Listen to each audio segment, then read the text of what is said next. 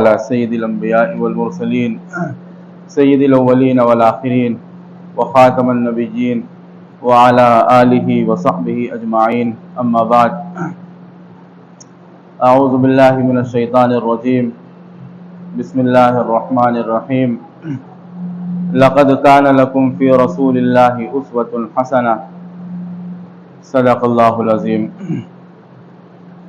محترم بزرگوں، دینی اور ایمانی بھائیوں، اللہ تعالیٰ نے ہمیں مسلمان بنا کر رسول اللہ صلی اللہ علیہ وسلم کی امت میں پیدا فرمایا۔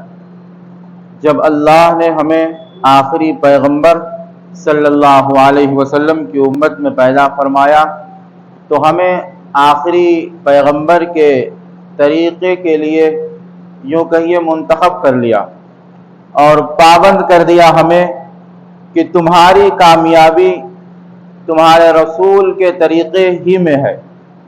یعنی اگر تم دنیا اور آخرت میں کامیابی چاہتے ہو، دنیا کی کامیابی تمہیں حاصل ہو اور آخرت کی کامیابی بھی تمہیں حاصل ہو، تو تمہارے لیے ضروری ہے کہ تم اپنے پیغمبر صلی اللہ علیہ وسلم کی راہ اختیار کرو۔ یعنی جو کچھ تمہارے پیغمبر صلی اللہ علیہ وسلم تمہیں بتا گئے ہیں اور جو کچھ تمہیں دکھا گئے ہیں اس پہ یقین کرو، جو معجزات وہ دکھا گئے اس پہ یقین کرو، اور جو راہ دکھا گئے ہیں اس راہ پر چل پڑو اگر کامیابی چاہتے ہو تو۔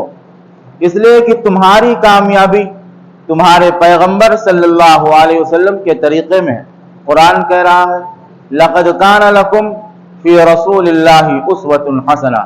قرآن کہہ رہا ہے تو گویا اللہ کہہ رہا ہے کہ تمہارے لیے رسول اللہ صلی اللہ علیہ وسلم کی ذات میں بہترین نمونہ ہے۔ تم اپنی یعنی اپنا آئیڈیل اپنے پیغمبر کی زندگی کو بناؤ، اپنے پیغمبر صلی اللہ علیہ وسلم کی زندگی کو اپنے لیے نمونہ بناؤ، اسوہ بناؤ اگر کامیابی چاہتے ہو تو۔ آج دنیا یہ کہتی ہے کہ اگر ہمیں کامیاب ہونا ہے تو ہمیں کوئی بڑا کام کرنا ہے یا ہمیں آگے کی طرف جانا ہے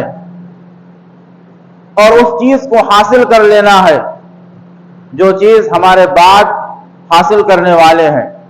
لیکن اسلام کی سچائی یہ ہے اور رسول اللہ صلی اللہ علیہ وسلم کی تعلیمات کی سچائی یہ ہے کہ ہم اگر کامیابی کی طرف بڑھنا چاہتے ہیں تو ہمیں اپنے اگلوں کو نہیں دیکھنا ہے، ہمیں اپنے پچھلوں کو دیکھنا ہے، اپنے اسلاف کو دیکھنا ہے، اپنے پیغمبر کو اور پیغمبر کے اصحاب کو دیکھنا ہے، تب ہماری کامیابی ہوگی۔ ہم اپنے پیغمبر کے راستے اور پیغمبر کے دیوانے اور ان پر جان نشاور کرنے والے اور ان کے لیے مر مٹنے والے جن کو ہم صحابہ اکرام کہتے ہیں، ان کے راستے کو لازم پکڑنا پڑے گا۔ اور اللہ کے پیغمبر صلی اللہ علیہ وسلم نے تو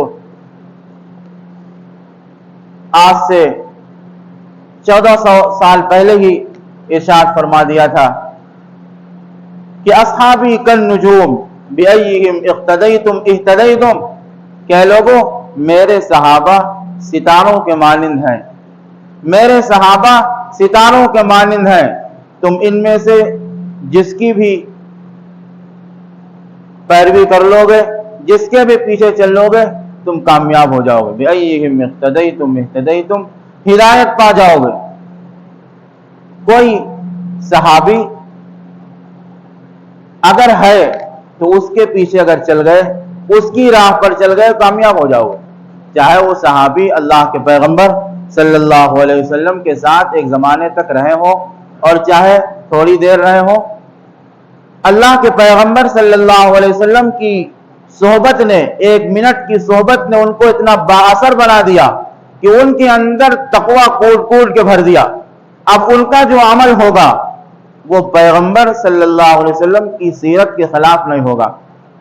اب ان کا جو کام ہوگا وہ شریعت مطہرہ کے مطابق ہوگا، اس لیے کہ ان کو پیغمبر کی نظر ملی ہے جو ہی ان کو پیغمبر کی نظر ملی ہے تو گویا پوری زندگی کا سلیقہ ان کے اندر پیوست ہو گیا، زندگی گزارنے کا طریقہ ان کے اندر پیوست ہو گیا۔ اب وہ گمراہی کی طرف نہ خود چل سکتے ہیں اور نہ کسی دوسرے کو گمراہی کی راہ دکھا سکتے ہیں، اس لیے کہ ان کو رسول اللہ صلی اللہ علیہ وسلم کی صحبت حاصل ہو گئی، اور رسول صلی اللہ علیہ وسلم کی صحبت میں اتنا پاور ہے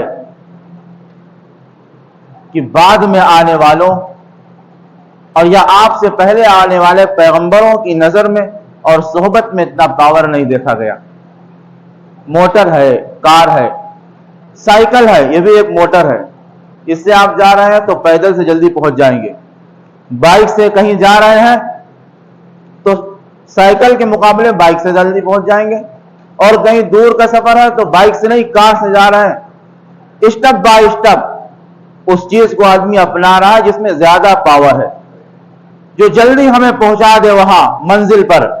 اللہ کے پیغمبر صلی اللہ علیہ وسلم کی نظر میں اور آپ کی صحبت میں اتنا پاور تھا کہ وہ چیز جو آدمی پوری زندگی گزارنے کے بعد آخرت کے مرحلے سے مقابلہ کرنے کے بعد حاصل کرے گا، اللہ کے پیغمبر کی صحبت اور آپ کی نظر میں اتنا پاور تھا کہ صحابہ کرام کو ایک لمحے میں وہاں پہنچا دیا، یعنی جنت تک پہنچا دیا، جنت کی بشارت عطا کر دی، صرف اس بنیاد پر کہ یہ صحابی یا اللہ کے پیغمبر کی صحابہ، انہیں پاور والی نظر ملی ہے، انہیں جو صحبت ملی ہے وہ اتنی پاورفل ہے کہ اس صحبت کے ذریعے آدمی جہاں چاہتا ہے، یعنی جنت جو اس کا حقیقی مقصد ہے، وہاں پہنچ گیا۔ قرآن گواہی دے رہا ہے کہ ان الذین سبقت لہم من الحسنى اولئک عنہا مبعدون، کہ جنت اصحاب محمد صلی اللہ علیہ وسلم کی طرف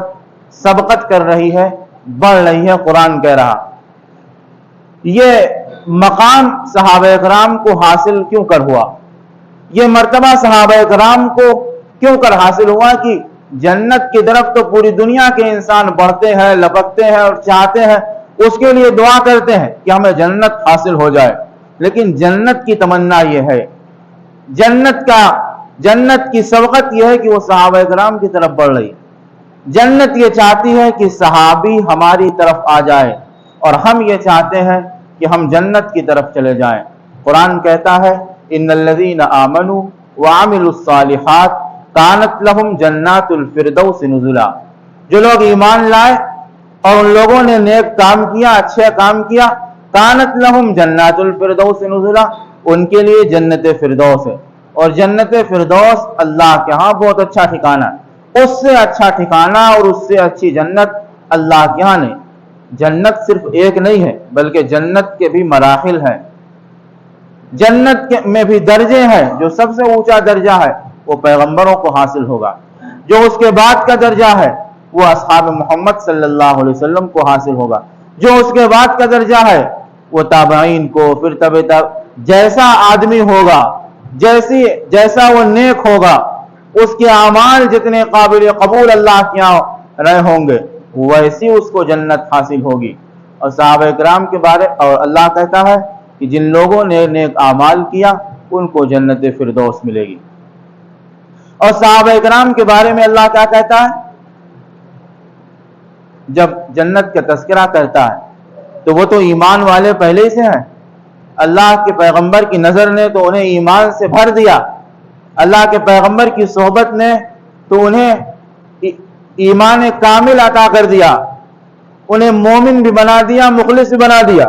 تو اب وہاں جب تذکرہ ان کا ہوا تو اللہ نیچے کہتا ہے وَكُلًّا وَعَدَ اللَّهُ الْحُسْنَى وَكُلًّا وَعَدَ اللَّهُ الْحُسْنَى، اے اصحاب محمد تمہارے لیے تو اللہ نے جنت کا وعدہ کر لیا، یعنی تمہارے لیے تو اللہ کے ہاں جنت طے ہے۔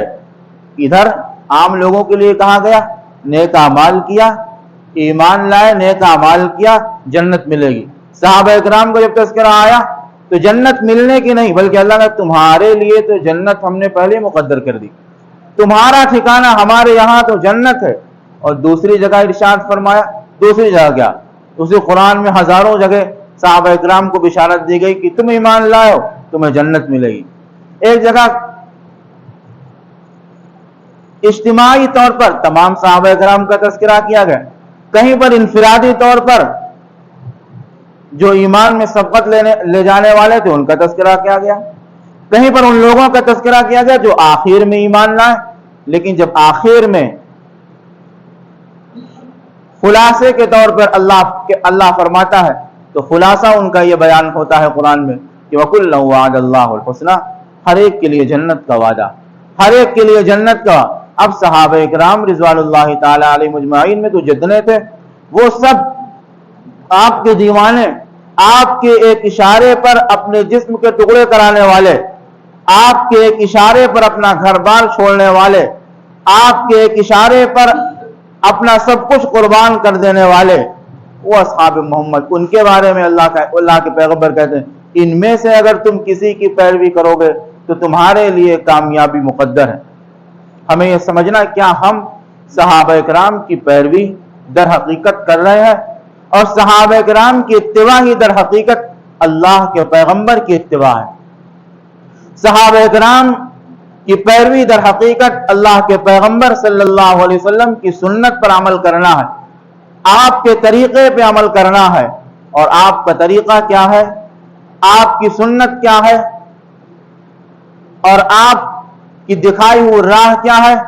فرمایا کہ اے میرے امتیوں، اے میری امتیوں، اور اللہ فرماتا ہے اے میرے بندو اعبدوا ربکم، اپنے رب کی عبادت کرو۔ یا ایھا الناس اتقوا ربکم الذی خلقکم من نفس واحدہ، اے لوگوں اس مالک سے ڈرو جس نے تم کو بنایا ہے، جس نے تم کو ایک جان سے پیدا کیا ہے، اور اس رب کی عبادت کرو جو تمہارا مالک ہے، تمہارا خالق ہے، تمہارا رازق ہے، تمہارا حاکم ہے، تمہارا ہادی ہے، سب کچھ وہ ہے۔ وہ دیتا ہے تم لیتے ہو، وہ عطا کرتا ہے تمہیں حاصل ہو جاتا ہے۔ اگر اس کی بات مانو گے تبھی کامیاب ہوگے۔ اور اللہ رب العزت والجلال کا حکم کیا ہے؟ میری عبادت کرو۔ تم تو میری عبادت کے لیے پیدا کیے گئے ہو، تم تو میرے آگے جھکنے کے لیے پیدا کیے گئے ہو۔